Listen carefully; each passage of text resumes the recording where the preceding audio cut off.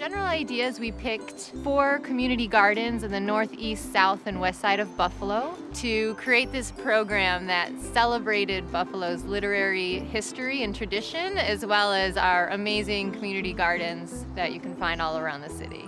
I'm not really a poem person. I don't write. I've never done it before, but now I really like it. I'll sit by the river and I'll write poems now, just look around, and it's really beautiful. So during the workshops, we did all kinds of literary themed activities. So most of them started with a journal making activity where whoever came out learned how to make their own garden journal with teaching artist Brenden.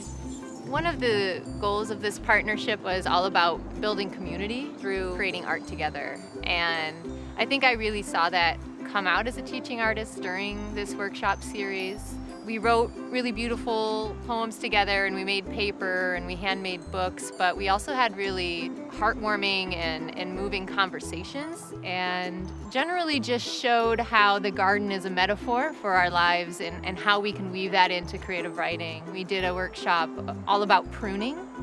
And so we had Mary Richert, who's a volunteer that works at the Botanical Garden, come through, and she talked to people about how to prune. And then we kind of transferred that into our own lives in creative writing. We talked about things like, what must we prune from our lives or from our communities to make that stronger? And so together, people really opened up, neighbors who maybe lived houses away from each other but had never really talked to each other.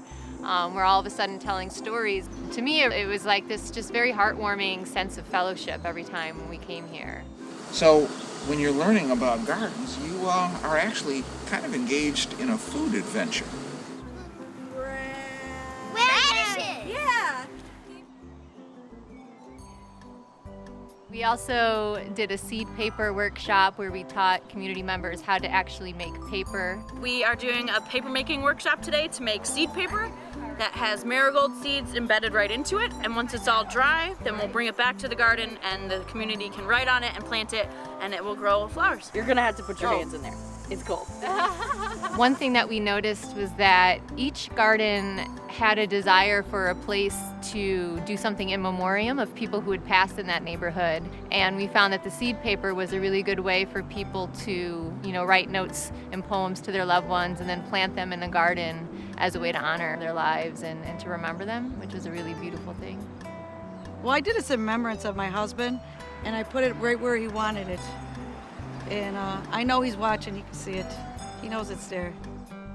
I remember at one point we did what we call altered pages, where we basically harvested poems out of the text and the language there. And so what this person did is they circled certain words to create a new poem or to create a new sentence, right? Building off of the language that's there. So it's called found poetry. It's where you find a poem within the words that you're given. This one she turned it into leaves, and it just says, first element, lying down, raising, life form of their body. So this activity was really liberating for people who were participating where English was a second language, or maybe you weren't really comfortable writing poetry, because it allowed you to play with the text that was already there. And I remember at the end of that activity, one young girl, she was maybe 8 or so, looked down at what she created and she said, whoa, I don't even know how I did that.